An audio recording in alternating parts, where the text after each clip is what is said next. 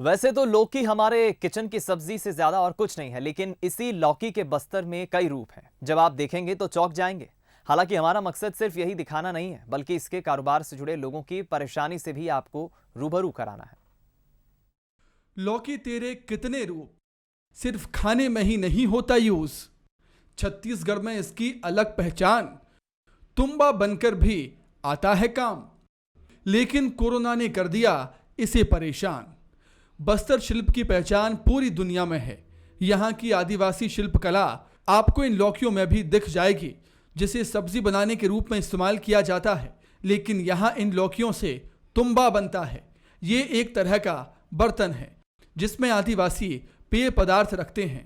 पिछले कुछ दिनों से ये कला लुप्त हो रही थी, लेकिन अब इसमें जान आ गई है। इसे नए रंग रूप में फिर से जीवित किया जा रहा है। इसे झूमर, लैंप, टॉप और आकर्षक कलाकृति के रूप में भी सामने लाया जा रहा है।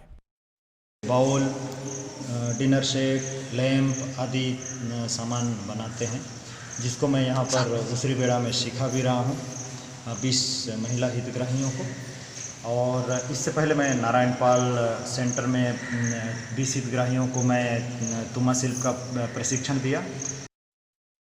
बढ़ती आधुनिकता से ही नहीं, बल्कि अब कोरोना से भी ये शिल्प कला जंग लड़ रही है। इन कलाकृतियों को चित्रकूट जलप्रपात पर आने वाले सैलानी हाथों हाथ खरीदते थे, लेकिन कोरोना की इस पर नजर लग गई। हालांकि जंग जारी है। यही वजह है कि बस्तर में 20 महिलाओं को तुम्बा बनाने की ट्रेनिंग भी दी जा रही है, ताकि कला जीवित रह सके। जैसे कि हमारे सर हमें सिखा रहे हैं, अभी उसको हम अच्छे से सीखना चाहते हैं, फिर हम ट्राइंग कर रहे हैं और भी अभी हम आगे बढ़ रहे हैं धीरे धीरे। तुम्बा कलाकारों को सरकार से भी अब उम्मीदें हैं, ताकि इस कला को पहचान भी मिल सके और स्थानीय लोगों को रोजगार भी। अगर ये कला नए रंग रूप के साथ प्रचारित होगी तो इसके प्रोडक्ट्स की मांग भी बढ़ेगी। प्रशांत गजभिये, बंसल न्यूज, जगदलपुर।